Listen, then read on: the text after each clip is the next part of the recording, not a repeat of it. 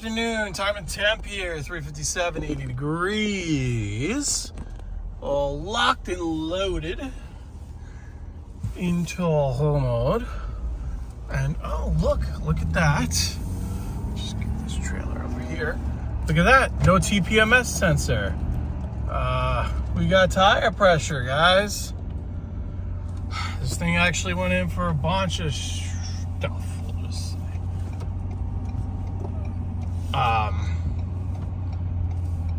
So I took it in initially for oil change.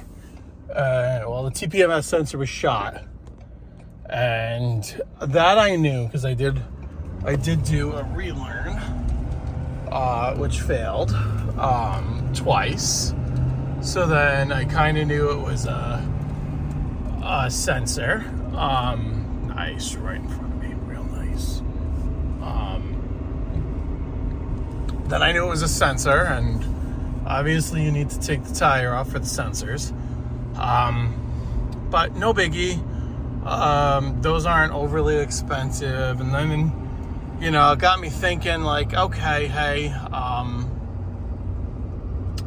the last time this truck was in for service, I do fuel filters every other oil change. I know the book recommends every third oil change. I'd rather be a little, you know, whatever. So fuel filters were not done last oil change. So, whatever. Add fuel filters. So I'm figuring, okay, tires, tire pressure sensor, oil change, and the, what do you call it? And the fuel filters, probably like $500.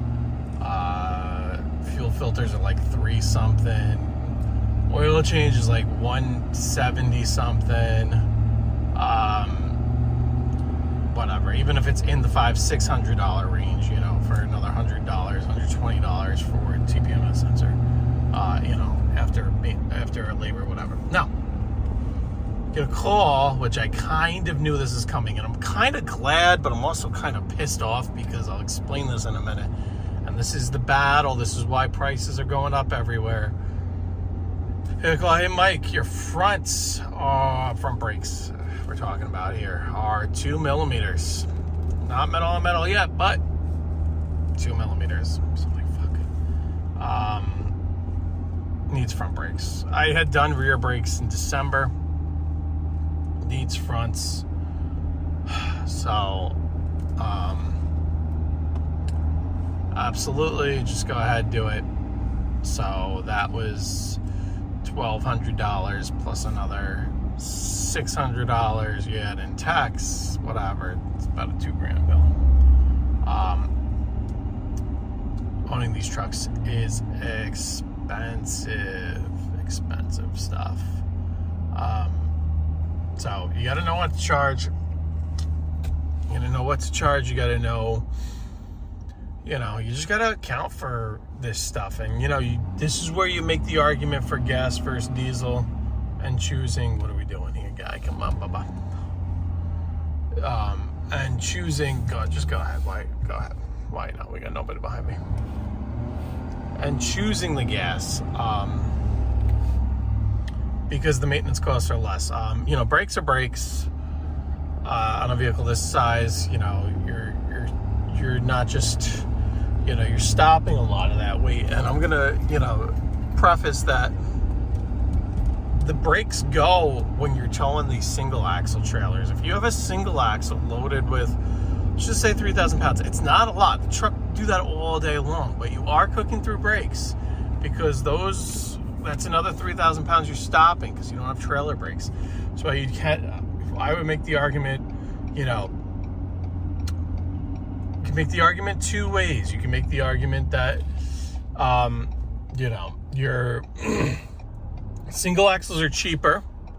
They're cheaper to maintain because they don't have brakes. They're only 2 tires. Only a little 4-pin.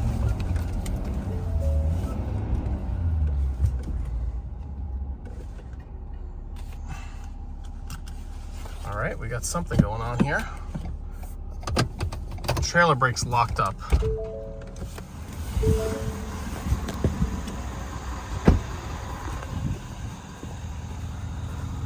And this got pulled out.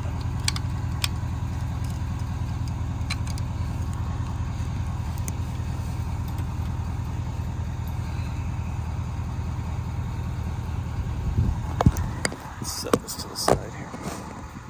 That sucks. You know, when I was doing this, I felt like this was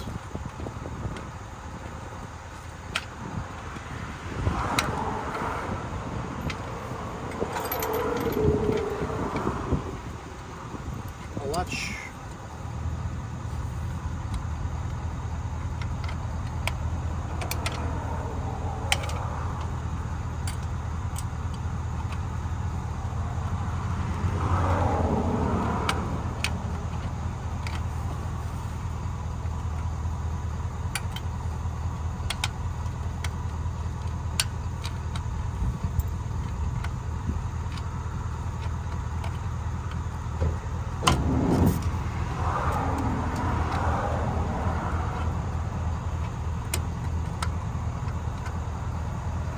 Hold on, I don't like how that. Let me shut this. All right, that was no fun.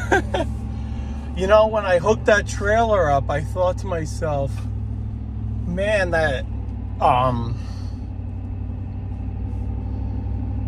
safety chain seemed, or that safety chain, the, what do you call it? The breakaway cable is what I'm trying to say. Like, that doesn't seem right to me. It seems very snug. And of course, thank God that happened on that turn and not another turn. Not my first turn, because that was like in front of a car and that could have been really bad. But basically the breakaway cable pulled out and I couldn't get it to go back in. And when that happens, your trailer brakes lock.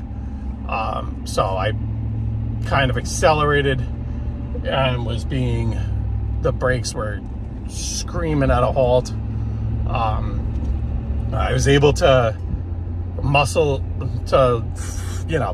overpower it off to the side of the road, which leads skid marks to the side of the road there.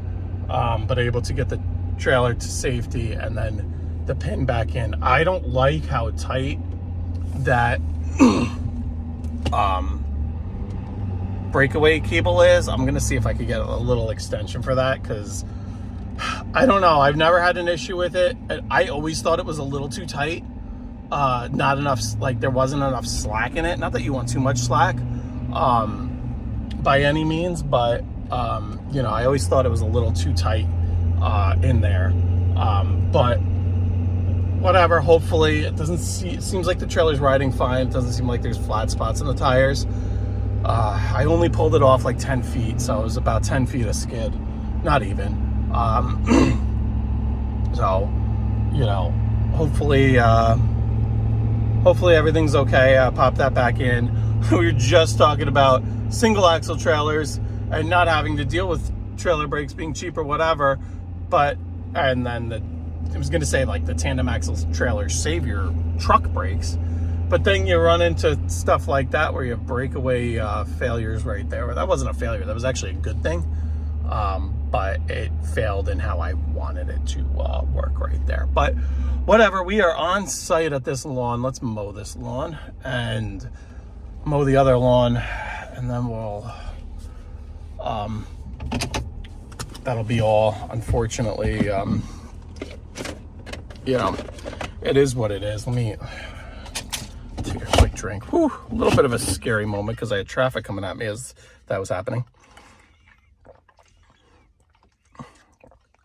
And I thought, but I'm probably thinking wrong. I thought that the breakaway thing just pulled out, but I thought it pulled out and twisted. I was worried about how it was on the inside there because it wouldn't go back in, but I was able to get it back in. And let's see. Yeah, so this just popped out of here. Now I'm good. Should be all right. Maybe I'll see if I can get something here or do some D-rings here that extend it and give it a little more play. All right, we're back. It's a little bit better. It's 4:45. It's 74 degrees now. It is a little humid 74, but yeah, so like I was saying before, you know, it's so ironic that I was comparing, you know, I went through a period, comparing the trailers. Let me finish my thought. A single axle to tandem axle.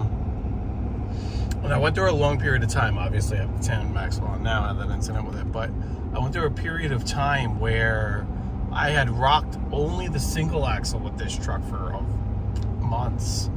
And don't get me wrong, the brakes were, I don't think the fronts were ever changed. I have to look. Maybe they were once. I don't know. But we got 94,000 on this truck. I don't know, maybe they were changed once, but like I said, the rears were done about 5,000 miles ago. I think the rears were done at 89. I want to say, or 80, yeah. So 5,000 miles ago. It is what it is. I just wanted to kind of point that out. You know, you have lower cost for utility trailer, lower cost of entry, less maintenance. It's a win all throughout, but you do really lose braking ability, which is also you lose safety. To me, all day long, I'd rather tow with the bigger trailer and have the brakes and be able to stop on, I don't want to say a dime, but stop much quicker. You know, and have a gain too, where I could, you know, just trailer brakes are on this trailer because it's not towing much, just towing the little, it's me. It's just towing the little skag here that we'll see in a second as I go around this corner. I don't even know if you can see that. You know, I only have it set at 3.5, but you know, God forbid you need to squeeze trailer brakes right here underneath the 4-wheel drive, you can. You know, and it just, but the trade-off is, you know, if you hook it up just the slightest bit incorrectly, I mean, that was hooked up correctly. It just, I think usually I have it to the left side of the safety chains and I had it to the right side, which basically made that have you know, a lot less slack in it, which made it tighter, and which, you know, caused it to pull out. That road also had, so I had made a sharp left turn, because I was going to try and make the turn, and then there's oncoming traffic. Thank God I didn't want to cut off the oncoming traffic and then have that happen, but excuse me, I make that turn every single week, but there is a big divot, like a big, I don't know, channel where the water kind of runs through, on the side there where they connect. So you know, that also, the undulation of that, there was a lot of factors there, but all in all, you know, everything's good. The trailer did not really break away. It was always connected to the truck. We have the safety chains, God forbid it comes off the ball, and so on. But what are you gonna do? It is 10 to 5, 4:49 to be exact, and we are pulling up on our last one of the day. And oh, this truck stops so much better, so that's good. Let's knock this one out and go home. Peace.